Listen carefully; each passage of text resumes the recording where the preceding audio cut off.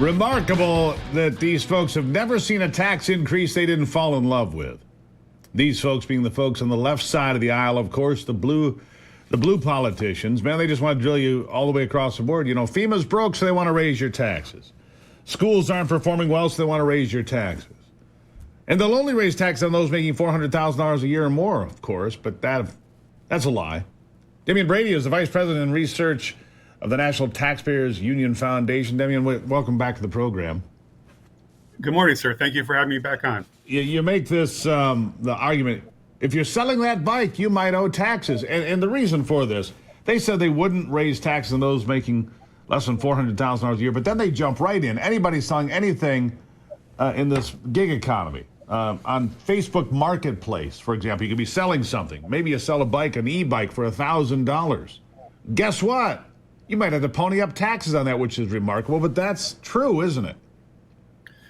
Yeah, it's a complicated story. So what happened is that a 2021 law changed the reporting threshold for what is known as the 1099-K form. So this form is used by platforms like Venmo or PayPal or Google Pay to track their customers' transactions. So a copy will go to the IRS and a copy will go to the customer. And these are include anyone who sells casually online, gig economy workers, and artists, and people who use Venmo to get pay.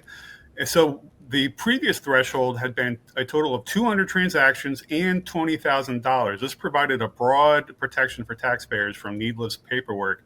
The 2021 law changed this threshold to just $600. This is going to cause a lot of confusion because the examples that you noted are not taxable. If you sell an old bike on eBay or on Facebook Marketplace, you're selling it for a loss. That's not income. That shouldn't be taxable. It creates a lot of paperwork burdens to make sure that you're in compliance with the tax law, and to prove that the IRS that you are not reporting income here.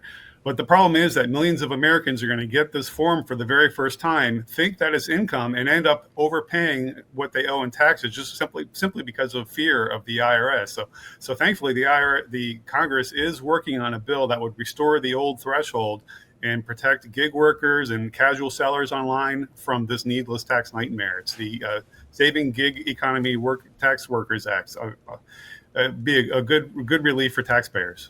Yeah, so it's just, look, in a lot of places, the blue team is trying to knock out gig workers, going after Uber drivers, for example, or Airbnb, or whatever it may be. It seems like Airbnb and Uber, they've become the enemy. These are just people that are trying to make it here in America, aren't they? I mean, what about hard work and success has become the enemy of the American dream? Why?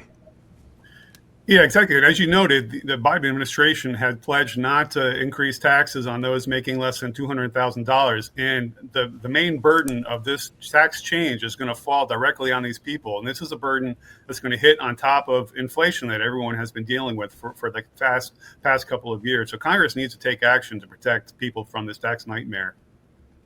So how do we do that? I mean, if there's some fluke of nature and Kamala Harris becomes President of the United States, besides the fact that that's frightening, what do we do to protect ourselves tax-wise? So on the plus side, there is bipartisan agreement that the $600 threshold is just too low and it's going to impact too many people. Restoring the previous threshold would, be much better. There is an alternative by members of Congress on the Democratic side to set a threshold of $5,000. So another interesting point here is that the IRS has delayed this reporting threshold for 2 years already because they know it's going to be so confusing for taxpayers and that people are going to end up reporting more income than they should. But you know what they're doing this year is they're imposing their own threshold of $5,000.